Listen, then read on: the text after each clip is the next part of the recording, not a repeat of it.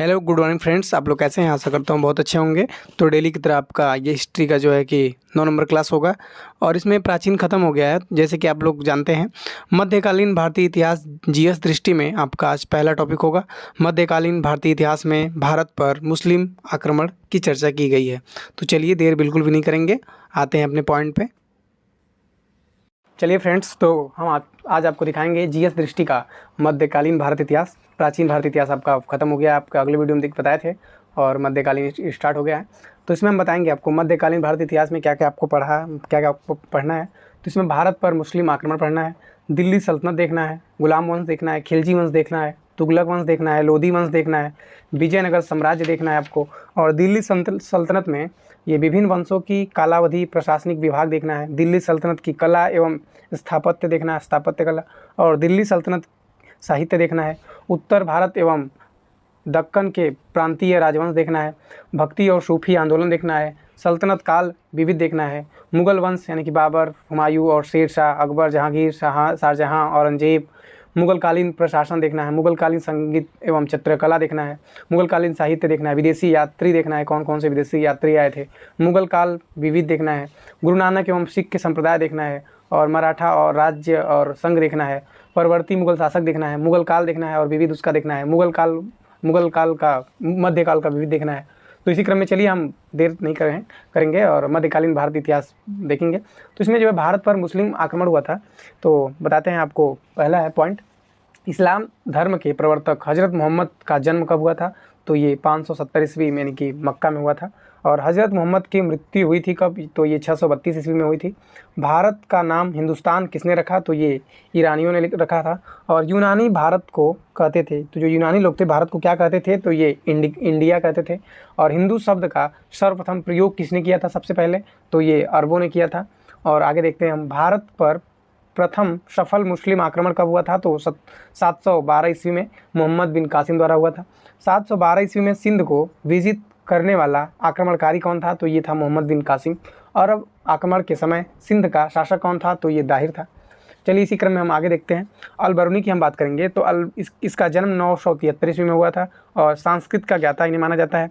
और पुराणों का अध्ययन करने वाला प्रथम मुसलमान भी इन्हें अल बरूनी को माना जाता है। और इतिहासकार के साथ साथ खगोलीय विज्ञान, भूगोल, तार्कशास्त्र, औषधि विज्ञान, गणित तथा धर्म और धर्मशास्त्र का ज्ञाता भी माना जाता है अल बरूनी को।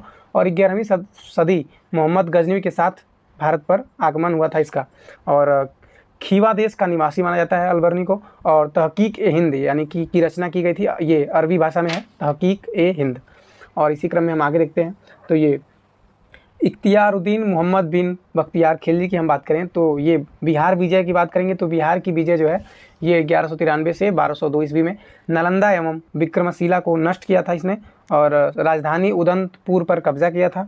और दूसरा बात करेंगे दूसरे बंगाल विजय की, तो बंगाल पर आक्रमण किया था इन्होंने 1198 से 1203 ईस्वी में। और तत्कालीन शासक लक्ष्मण सेन यानी कि बिना युद्ध किए ही भाग गए, और पूर्वी बंगाल में शरण लिया ये। और लखनऊती ये राजधानी घोषित किया इन्होंने लखनऊती को। और इसी क्रम में हम आगे चलते हैं। तो महमूद गजनवी की हम बात करेंगे, परिचय की। तो ये गजनी का शासक बना 998 ईस्वी में। शिक्षित एवं सुसभ्य ये था, और विद्वानों एवं कलाकारों का सम्मान करता था ये। चांदी के सिक्के, संस्कृत मुद्रा लेख युक्त इसने बनाया था। और भारत पर आक्रमण इसका देखेंगे महमूद गजनवी का, तो 999 से 1027 ईस्वी तक इसका आक्रमण हुआ। कुल 17 बार इन्होंने आक्रमण किया था। और उसका उद्देश्य क्या था? तो उद्देश्य मात्र लूटपाट करना था उसका। और 1026 ईस्वी में सोमनाथ मंदिर की भी लूट इसने की थी। और 1019 से 1020 ये चंदेलों पर प्रथम आक्रमण किया था। और तत्कालीन शासक विद्याधर, ये अपने वंश का सर्वाधिक शक्तिशाली था ये विद्याधर। और इसी क्रम में आगे चलते हैं। दरबारी विद्वान कौन कौन से थे महमूद गजनवी के? तो अल बरूनी था, और बैहाकी, ये जो है बैहाकी तारीख ए सुबुक्तगीन का लेखक था बैहाकी। और उजारी, ये फारस का कवि था जो उजारी था। और खुरासानी विद्वान कौन था? तुसी ए उनसूरी। और था असजरी फारूकी, ये जो है विद्वान थे। और इसी क्रम में हम लोग आगे चलते हैं। तो आगे हम बात करेंगे, तो जैसे कि आप लोग ये देखिए, दरबारी इतिहासकार की हम बात करेंगे। तो उत्वी, ये किताब उल यामिनी यानी कि तारीख ए यामिनी का लेखक था ये उत्वी। चलिए, तो इसी क्रम में महमूद गजनवी के बाद क्या हम देखते हैं। तो इसके बाद हम देखेंगे मोहम्मद गौरी की चर्चा करेंगे। तो मोहम्मद गौरी का जो प्रथम आक्रमण था ये 1175 ईस्वी में मुल्तान पर हुआ था। और इसके बाद हम देखते हैं 1178 ईस्वी में गुजरात पर आक्रमण, भीम द्वितीय, मूलराज द्वितीय, नायिका देवी के खिलाफ इसका आक्रमण हुआ था। और आबू पर्वत के निकट गौरी की भारत पर प्रथम पराजय हुई थी। और इसके बाद हम देखते हैं तो 1191 ईस्वी में तराइन का प्रथम युद्ध गौरी और पृथ्वीराज चौहान के बीच हुआ, जिसमें गौरी पराजय हुआ। इसमें पहली बार जो है गौरी हार गया और पृथ्वीराज चौहान जीते। और इसके बाद 1192 में जब तराइन का द्वितीय युद्ध हुआ था तो इसमें गौरी और पृथ्वीराज चौहान के बीच हुआ था। इसमें गौरी ने पृथ्वीराज चौहान को परास्त किया और मुस्लिम भारत में मुस्लिम शक्ति की स्थापना का मार्ग प्रशस्त किया। और इसी क्रम में आगे देखते हैं तो 1194 ईस्वी में जो है कि चंदावर का युद्ध हुआ और इसमें गौरी बनाम जयचंद्र के बीच हुआ। जयचंद्र परास्त हुए। और इसके बाद देखते हैं मोहम्मद गौरी, तो ये सिक्के चलाए थे जिसमें एक तरफ देवी लक्ष्मी की आकृति थी और दूसरी तरफ अरबी में कलमा खुदा हुआ था। और इसी क्रम में आगे देखते हैं महत्वपूर्ण तथ्य, तो फिरदौसी ये शाहनामा का लेखक थे फिरदौसी। और अल्पतगीन ये गजनी यामिनी वंश का संस्थापक अल्पतगीन को माना जाता है। और फरिश्ता ये तारीख ए फरिश्ता का लेखक इन्हें माना जाता है। और भीमदेव प्रथम जो कि सोमनाथ मंदिर का पुनर्निर्माण किए थे भीमदेव प्रथम।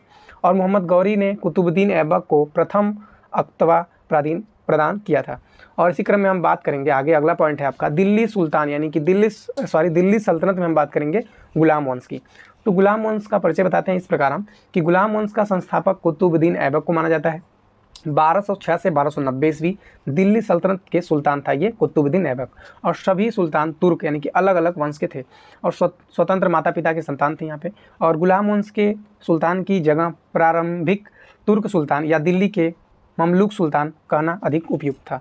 और आगे चलते हैं तो कुतुबुद्दीन ऐबक की हम बात करेंगे तो 1206 से 1210 ईस्वी तक। तो इसमें इसका परिचय बताते हैं। गुलाम वंश का प्रथम शासक अब इसे माना जाता है और तुर्क जनजाति से संबंध रखता था। ये आजीवन सुल्तान की उपाधि से परे था ये। और मलिक और सिपह सालार की पदवी के साथ शासन किया था। और मृत्यु इसकी हुई थी 1210 ईस्वी में। और मृत्यु कैसे हुई थी तो घोड़े से ये चौगान खेलते समय घोड़े से गिरकर मृत्यु हो गई थी इसकी। प्रारंभिक जीवन की हम बात करें तो काजी आजीज कुफी द्वारा दास के रूप में क्रय और गजनी में गौरी द्वारा क्रय। गौरी द्वारा अमीर आखुर के पद पर प्रोन्नत था। और निर्माण कार्य की बात करें तो दिल्ली कुब्बत उल इस्लाम यानी कि कुतुब मीनार और अजमेर में जो है कि 2.5 दिन का झोपड़ा का निर्माण कराया था इसने कुतुबुद्दीन ऐबक ने।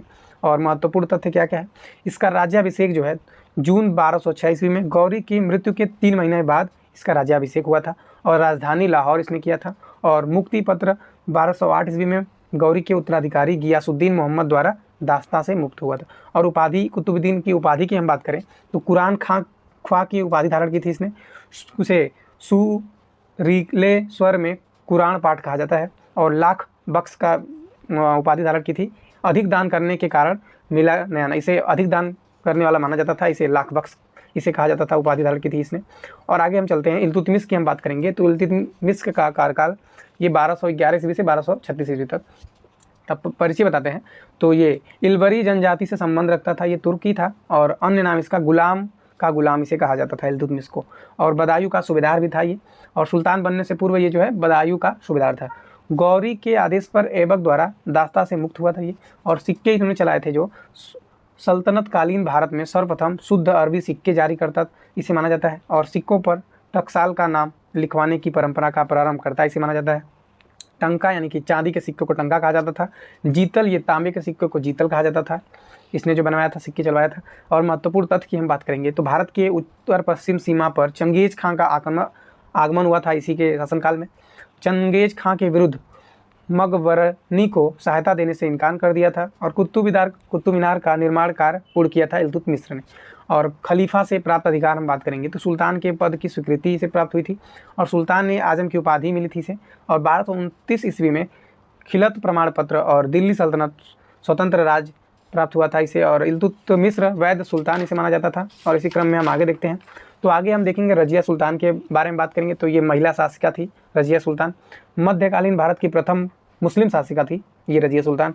और इसका कार्यकाल 1236 से 1240 ईस्वी तक शासन किया था इसने की थी ये। और राज्य की शक्ति को सुल्तान के हाथों में केंद्रित करने पर बल दिया था इन्होंने।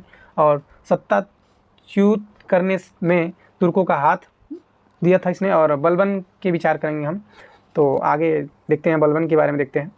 तो बलबन प्रारंभिक जीवन बात करेंगे तो बचपन में मंगोलों द्वारा पकड़ लिया गया था और गजनी में बसरा के ख्वाजा जमालुद्दीन ने खरीदा था इसे। 1232 ईस्वी में दिल्ली लाया गया इसे और 1233 ईस्वी में ग्वालियर विजय के पश्चात खरीदा इल्तुतमिश ने इसे बलबन को। और शासन कार्य बात करें हम बलबन की तो नवरोज़ त्यौहार मनाने की प्रथा आरंभ किया था इन्होंने बलबन ने। दीवान-ए-अर्ज यानी कि सैन्य विभाग में इसकी स्थापना की थी दीवान-ए-अर्ज की। मंगोलों से मुकाबला करने के लिए इसे लाया गया था। और सेना मंत्री इमाद उल मुल्क, ये वाजिर के आर्थिक नियंत्रण से मुक्त इसे कहा जाता है इमाद उल मुल्क। और राजतत्व सिद्धांत की बात करें हम तो रक्त और लौ की नीति अपनाई थी बलबन ने। और सुल्तान का पद ईश्वर प्रदत्त था और सुल्तान का निरंकुश होना आवश्यक था। और सिजदा और पाबोस की रीतियाँ प्रारंभ की इसमें बलबन ने। और पद एवं वैवाहिक संबंध की हम बात करें तो खसदार का पद प्राप्त हुआ था इल्तुतमिश से और अमीर शिकार रजिया से प्राप्त हुआ था और अमीर आखुर बहराम शाह से प्राप्त हुआ था। और नोट 1249 ईस्वी में पुत्री का विवाह सुल्तान नसीरुद्दीन से हुआ था।